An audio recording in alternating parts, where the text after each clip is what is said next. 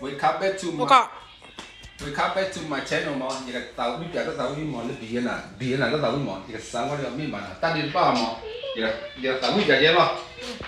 cái sáng lo bao nhiêu tiền mà có thương thêm sao thêm mưa sau để chân anh em có chăm pin lông tao huấn tâm sông có muốn tâm lòng khi xong cơ còn nhà đây khi mình xa câu có chi tiết tay cường tụi ta tới cơ lưng cả chia sẻ khi mình xa câu có chi tiết bút tầng tụi ta tới mình nó tê mà khi xa am bơ mấy anh làm bà khoa tên gia man có mấy em dương tôn có thứng thêm sau thêm mưa sau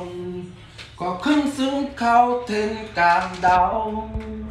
có tên chân tam yên biết sẵn sàng khi xăm lan con từ làng nó nói là bà đơn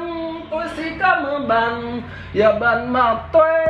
có ngày ôm ngay một lần lên tôi xin cảm ơn bạn có cho tôi tơ chỉ là tôi tơ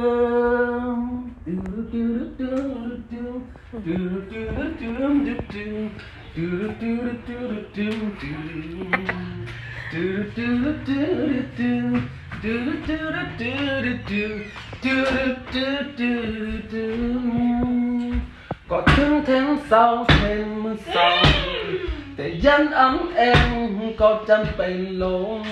có huân thêm sông có mướn tông lòng khi xa cơ cầu nhà đây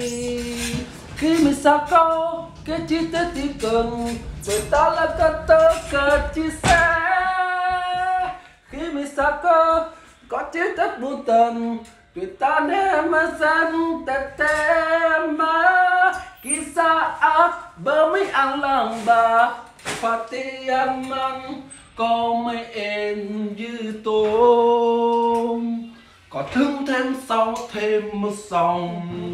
có khưng xưa khao thêm càng đau có tên chân tàn với mẹ xăm xa khi xa lá công đưa là nó nói là bà đơn tôi xin cảm ơn bạn và bà mà tôi có kẻ ôm ngay một lần lại tôi xin cảm ơn bạn có chân tôi tơ chỉ là tuổi thơ